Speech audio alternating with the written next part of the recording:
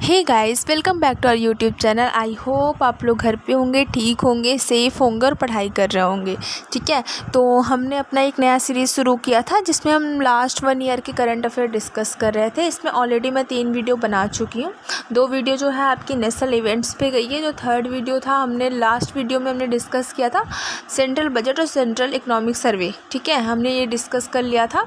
अब हम देखेंगे कि हमने पहले डिस्कस किया था, मैंने आपको पहले बताया था कि मैं ये बिहार पीसीएस को ध्यान में रख के कर रही हूँ। तो आज के वीडियो में हम बिहार का बजट और बिहार की आर्थिक समीक्षा दोनों को डिस्कस करेंगे।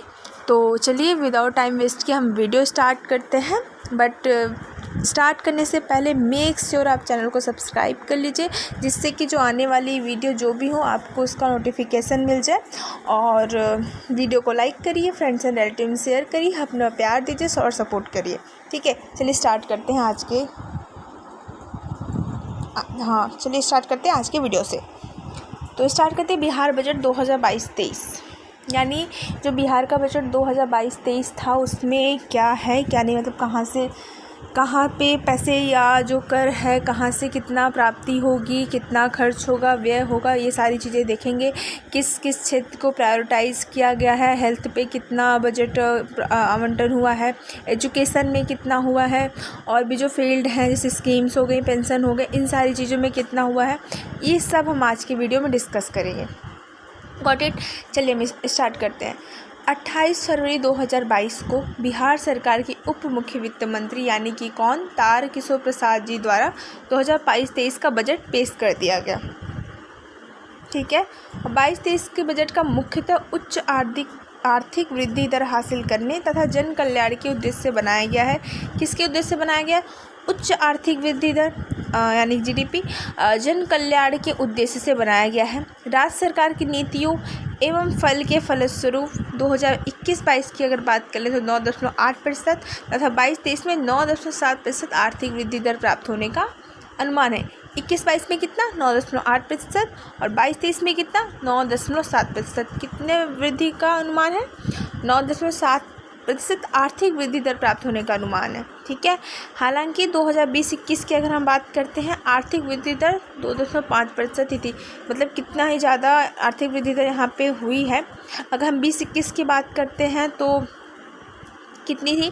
20-21 में 2.5 थी।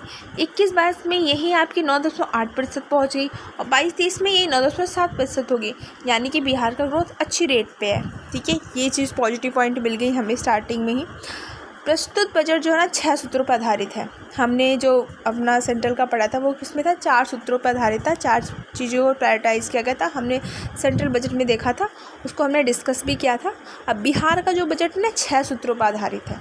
ये 6 सूत्र कौन कौन से हैं? पहला तो आपका हेल्थ, सेकेंड है शिक्षा एजुकेशन, थर्ड है आपको उद्योग और उद्योग में निवेश, कृषि एवं संबंध यानी एग्रीकल्चर, पाँचवा आपका आधारभूत संरचना, ग्रामीण और शहरी दोनों। ठीक है, ये 5वां हो गया। छठवां की बात कर लें तो छठा जो है आपका वो कल्याण विभाग वर्गों का। ये 6 सूत्र ही बजट के केंद्र बिंदु हैं। यानी कि पूरा जो बजट है इन 6 पिलर पे, मान लीजिए ये 6 पिलर्स हैं पूरे बजट का, यही इसका फोकस है, सेंट्रल फोकस इसी पे बना हुआ है। Got it. 6 सूत्र आपको पता चल गया बिहार बजट का कौन है 22-23 में। पहला आपका स्वास्थ्य है, दूसरा आपका शिक्षा है, तीसरा आपको उद्योग और उद्योग में निवेश क्षेत्र है, चौथा आपका एग्रीकल्चर हो गया, 5वां आपका आधारभूत संरचना हो गया, इसमें आपका रूरल भी एरिया भी आ जाएंगे और अर्बन एरिया भी आ जाएंगे, और जो छठा है आपका कल्याण विभिन्न वर्गों का। Got it. अब हम चलते हैं नेक्स्ट पॉइंट पे। बिहार बजट का जो नेक्स्ट पॉइंट है वह है, ये मैंने बता दिया कि 6 सूत्र हैं। नेक्स्ट पॉइंट जो है आपका 22-23 में स्वास्थ्य सुविधाओं को और बेहतर बनाने होते कितने करोड़ रुपए आवंटन किया गया था? 22-23 की बात करते हैं तो ये 16,134.39 करोड़ रुपए का प्रावधान किया गया है। हेल्थ के लिए कितना? 16,134.39 करोड़ रुपए का प्रावधान किया गया बिहार बजट में। और यही अगर हम शिक्षा यानी एजुकेशन फील्ड की बात करते हैं तो सबसे ज़्यादा जो बजट में दिया गया है, पैसे खर्च होने की बात हुई है, वो बिहार में एजुकेशन फील्ड को लेके हुए है, जो कि पूरी बजट का 16.5% है। एजुकेशन पे कितना हो रहा है? 39,191.87 करोड़ रुपए।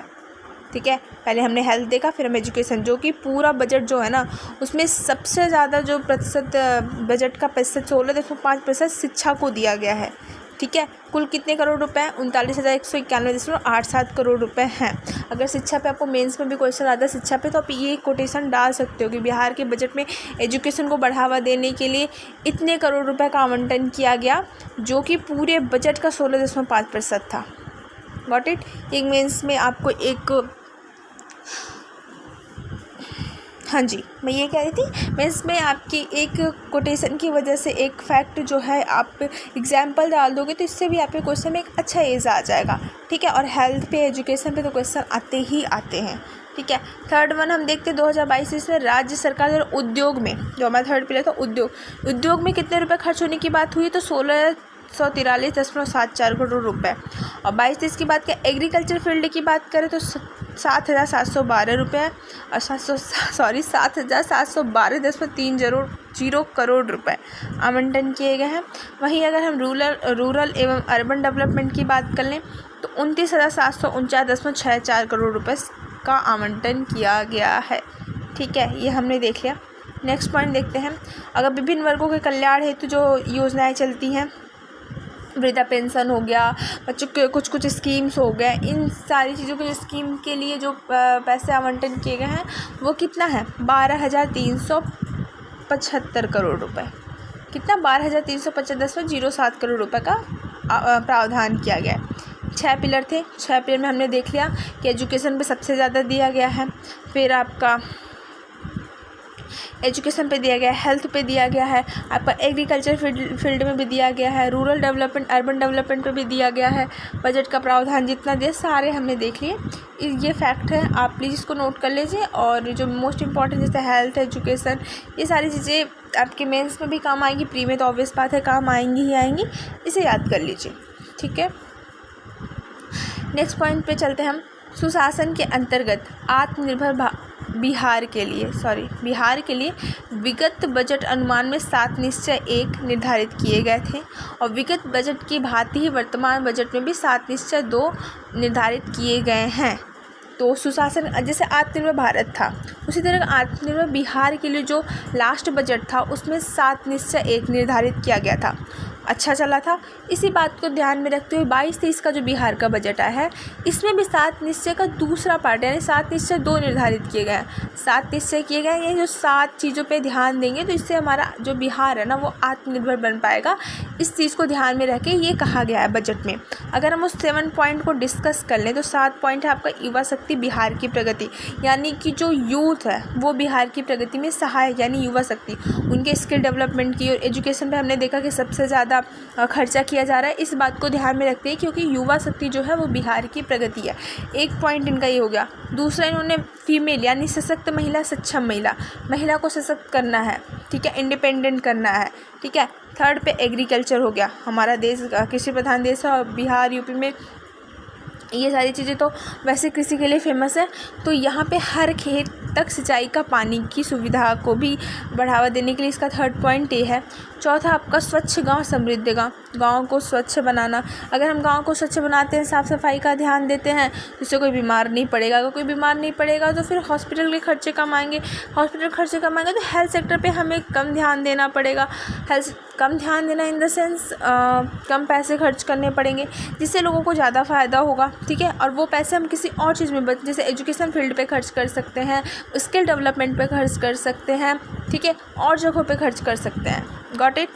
अगर हम स्वच्छ गांव की बात करें तो हम स्वच्छ शहर की भी बात करेंगे, सुलभ संपर्कता की भी बात करेंगे, और सबके लिए अतिरिक्त स्वास्थ्य सुविधा। ये 7 पॉइंट है किसका? आत्मनिर्भर बिहार 2 का।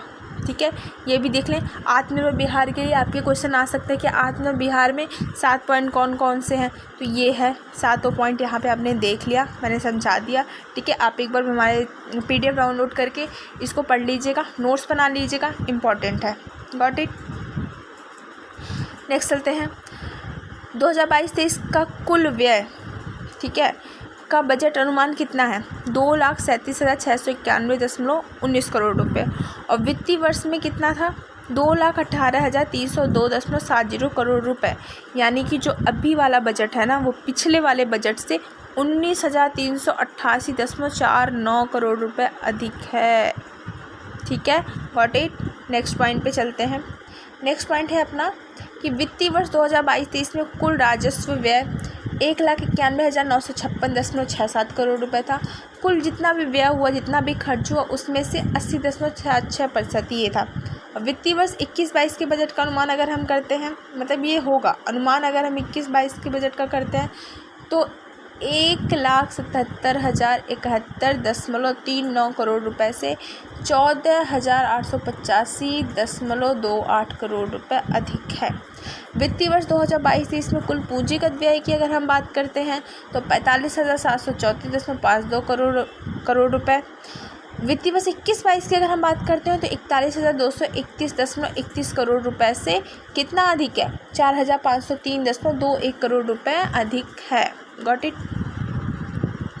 वित्तीय वर्ष 2022-23 में कुल राजस्व प्राप्ति की अगर हम बात करते हैं, कितना राजस्व मिलेगा हमें, कितना अनुमान है कि 22-23 में इतना हमें मिल सकता है टैक्स, तो 1,96,704.51 करोड़ रुपए अनुमानित है। और 21-22 की बात करें तो 1,86,267.29 करोड़ रुपए। ठीक है, इतना हमें मिला था, जो कि पिछले वाले बजट से अभी कितना ज़्यादा है, कितना अधिक है राजस्व? 10,437.22 करोड़ रुपए अधिक है। ठीक है, हमें राजस्व टैक्सेस वगैरह जो टैक्सेस हैं राजस्व में वो हमें ज़्यादा मिल रहा है, तो हमने बजट भी उसी हिसाब से बनाया हुआ है। ठीक है, गॉट इट। आपको बात समझ में आ रही होगी। 22-23 में राज्य के अपने स्रोतों से कर राजस्व के रूप में इनकम कितना मिला? अपने स्रोत से जो राज्य लगाता है उसमें कितना मिला है?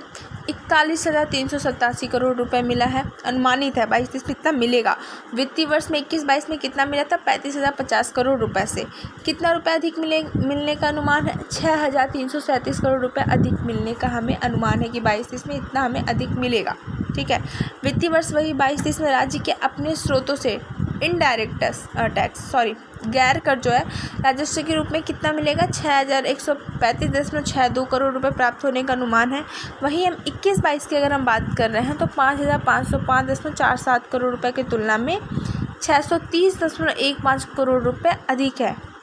ठीक है, नेक्स्ट पॉइंट हम देखते हैं। वित्तीय वर्ष 2022-23 की अगर हम बात कर ही रहे हैं तो 4,747.84 करोड़ रुपए राजस्व बचत रहने का अनुमान है, जो सकल राज्य घरेलू उत्पाद 7,45,310 करोड़ रुपए का 0.64% है। Got it. नेक्स्ट पॉइंट हम देखते हैं, वित्तीय वर्ष 2022-23 में कितना है, राजकोषीय घाटा कितना रहने वाला है? तो आपका 25,885.10 करोड़ रुपए आपका राजकोषीय घाटा रहने वाला है, जो कि सकल राज्य घरेलू उत्पाद से 7,45,310 करोड़ रुपए का, यानी कि 3.47% है। ठीक है, नेक्स्ट पॉइंट पे चलते हैं। अगर हम बिहार राजकोषीय उत्तरदायित्व एवं बजट प्रबंध अधिनियम यानी कि FRBM एक्ट के प्रावधान के आलोक में राजकोषीय घाटा की अधिसीमा कितनी निर्धारित है? 3.5% निर्धारित है। ठीक है, 2022-23 का अगर राज्य सकल घरेलू उत्पाद की हम बात करें आधार वर्ष 2011-12 के अनुसार, तो ये कुल मिला के कितना होगा? 7,45,310 करोड़ रुपए हैं। 22-23 की बात हो रही है, इतना अनुमान है। वर्ष 2022-23 के अंत में लोक ऋण, ठीक है, कितना होने का अनुमानित है? 2,38,126.69 करोड़ रुपए अनुमानित है, जो कि सकल घरेलू उत्पाद का 31.95% है। वहीं वर्ष 2021-22 के अंत में पुनरीक्षित लोक ऋण कितने रुपए अनुमानित है? 2,12,040.84 करोड़ रुपए अनुमानित है, जो कि कितना सकल राज्य घरेलू उत्पाद का प्रतिशत है? पूरा मिला के 6,79,473 करोड़ रुपए का 31.21% है। ठीक है, राज्य की वित्तीय स्थिति जो है बेहतर है, जो कि निम्नलिखित राजकोषीय उपलब्धियों पर प्रदर्शित हो रही है, वो हम देख लेते हैं। अभी हम देख लेंगे इसको। नेक्स्ट पॉइंट हम देख लेते हैं पहले कि वर्ष 2020-21 में अगर राजकोषीय घाटा सकल राज्य घरेलू उत्पाद 6,18,628 करोड़ रुपए का कितना प्रतिशत रहा है? 4.82% रहा है, जो कि 5% की निर्धारित अधिसीमा के तहत है। 2020-21 के अंत में लोक ऋण की बात अगर हम करें तो कितना था, 1,77,214.84 करोड़ रुपए था। सकल राज्य घरेलू उत्पाद 6,18,628 करोड़ रुपए का 28.65% है। वहीं 31 मार्च 2021 के अंत तक लोक ऋण तथा अन्य दायित्व के अंतर्गत कुल देयता कितनी होगी, कितने रुपए करोड़, मतलब कितने करोड़ रुपए के, 2,27,195.50 करोड़ रुपए की है। 2020-21 में अगर ब्याज भुगतान कुल राजस्व प्राप्ति की बात करें तो 9.74% रहा है, जो कि 14वें वित्त आयोग की अनुशंसा के आलोक में 10% तक अधिकतम रहना चाहिए। ठीक है, ये हमने डिस्कस कर लिया। अब हम बिहार के बजट की ये ध्यान देते हैं कि किस में कितने रुपए, करोड़ रुपए दिया गया है 22-23 के हिसाब से। विभाग का नाम हमने कहा शिक्षा विभाग। शिक्षा विभाग में कितना उद्व्यय है, 22,198.38 करोड़, यानी कि 22.20%। 22-23 की बात हो रही है यहाँ पे। ठीक है, अभी हम 21-22 का बजट देख रहे थे, 22-23 का बजट देख रहे थे, सॉरी, अब ये देख रहे हैं। ठीक है, समाज कल्याण विभाग पे आपका 8,191.79 करोड़ रुपए, यानी कि 8.19%। ग्रामीण की कार्य विभाग की बात कर ले तो 7,950.27 करोड़ रुपए, यानी कि 7.95%। हेल्थ सेक्टर की बात कर ले तो 7,035.56 करोड़ रुपए, प्रतिशत में बात कर ले तो 7.04%। पथ निर्माण विभाग की बात कर ले तो 4,420.99 करोड़ रुपए, प्रतिशत की बात कर ले तो 4.42। नगर विकास एवं आवास विभाग की बात कर लें 4,055.10 करोड़ रुपए, और अगर हम प्रतिशत की बात करें तो 4.06, ठीक है, 4.06% है।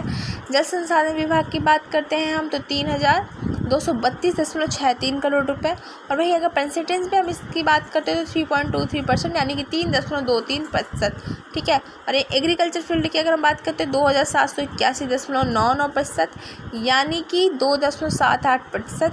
लोक स्वास्थ्य अभियंत्रण विभाग की हम बात करें तो 1947, ठीक है, 1947.65 करोड़, और प्रतिशत की बात कर ले तो 1.95 करोड़, और अन्य विभाग के हम खर्च की बात कर ले तो पूरा मिला के आपका है 22,992.45 करोड़ रुपए। ठीक है, और अगर हम परसेंटेज की बात करते हैं यही तो 22.99%। ठीक है, ये विभाग वाइज किस विभाग को कितने रुपए दिए गए हैं, कितने करोड़ रुपए आवंटन किए गए हैं, इसमें हम प्रतिशत की भी बात किए। ठीक है, ये सारी चीज़ें, यानी कि कुल मिला के आपका ये 1 लाख करोड़ रुपए, ठीक है, हाँ, 1 लाख करोड़ रुपए का बजट है। इतने को दिया गया, इस विभाग के हिसाब से इतना दे दिया गया है। आपको समझ में आ गया, ये फर्स्ट मैंने बता दिया। अब हम सेकेंड ग्राफ पे जाते हैं। 2022-23 से संबंधित महत्वपूर्ण तथ्यात्मक आंकड़े। अब इसमें देखते हैं कि ब्याज, मतलब बजट के हिसाब से जो हमें कुल राजस्व मिलेगा वो कितना अनुमान है कि 22-23 में हमें कितना मिल सकता है। तो उसमें हमें कुल राजस्व प्राप्ति की अनुमान है 19,06,704.51 करोड़ रुपए का अनुमान है कि हमें राजस्व इतना मिल जाएगा।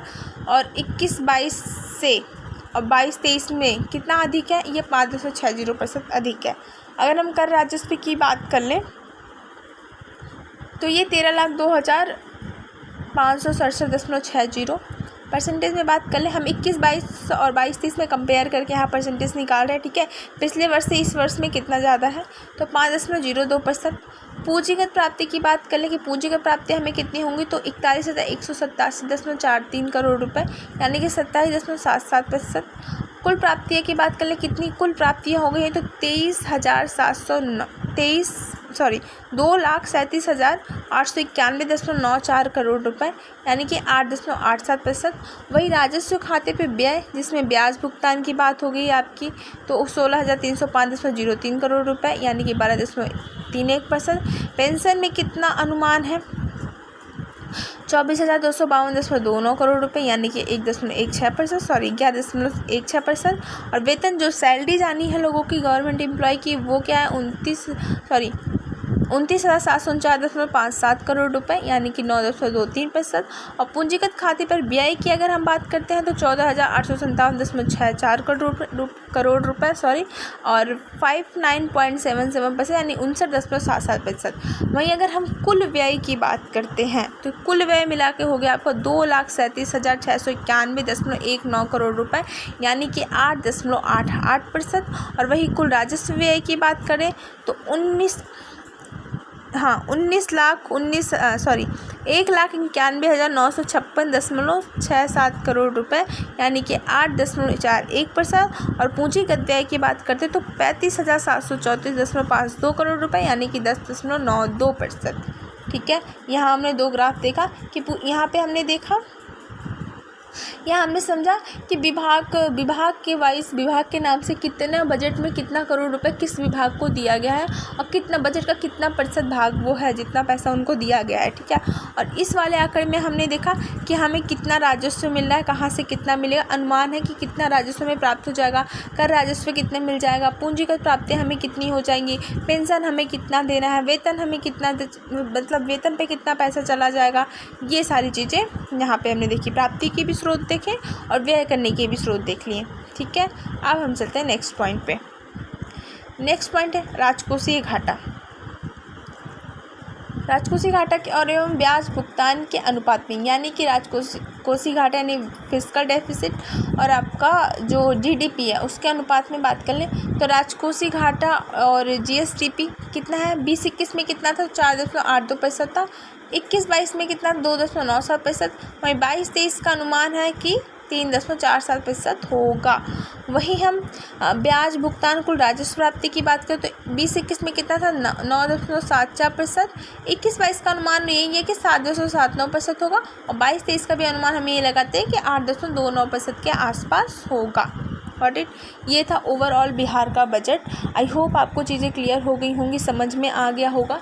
ठीक है, हमने देख लिया कि बिहार के बजट में क्या क्या चीज़ें, जो 6 इंपॉर्टेंट पॉइंट है जिनको प्रायोरिटाइज़ किया गया है वो देख लिया, एजुकेशन फील्ड पे ज़्यादा बजट प्रबंधन किया गया है वो देख लिया, विभाग के हिसाब से किस विभाग को कितना ज़्यादा पैसे दिया गया है वो देख लिया गया, एग्रीकल्चर फील्ड में कितना दिया गया है, रूरल डेवलपमेंट पे कितना दिया, अर्बन डेवलपमेंट में कितना दिया है, एजुकेशन पे कितना गया है, हेल्थ पे कितना गया है, राजस्व की प्राप्ति स्रोत कहाँ से कर कितना प्राप्त होगा, कहाँ पे कितना व्यय होगा। ओवरऑल ये सारी चीज़ें हमने डिस्कस कर ली। जैसे कि मैं हमेशा बताती हूँ कि ये चीज़ें फैक्ट हैं और नंबर्स हैं, नंबर्स एक बार में ऐसे नहीं याद होते। तो वीडियो देखिए, यहाँ से समझिए, जो इम्पॉर्टेंट पॉइंट है उसके नोट्स बना लीजिए, उसके बाद से टेलीग्राम से PDF डाउनलोड करिए और वहाँ से पढ़ लीजिए। वहाँ से अगर आप पढ़ के रिवीजन कर लेते हैं तो आपकी तैयारी जो है वो हो